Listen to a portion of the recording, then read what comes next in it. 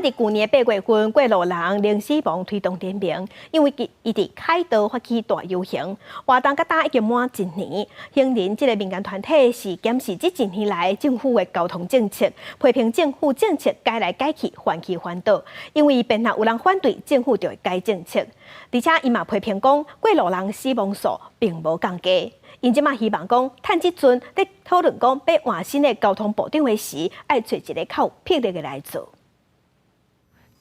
在去年的8月20，有超过25000人行起伫凯道游行队伍，大声喊2030年过路人死亡减半，2040年过路人死亡归零的诉求。过1年，过路人团体回来看，认为讲过去1年来，不管伫行人设施、交通教育和交通执法3方面拢做无够，过路人交通事故死亡的数据嘛无共。今年1到5月的行人死亡数是160人。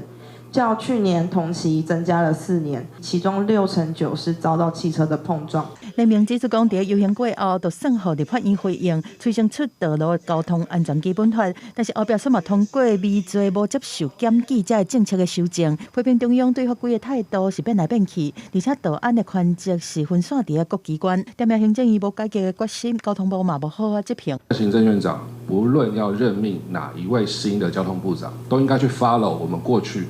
820当天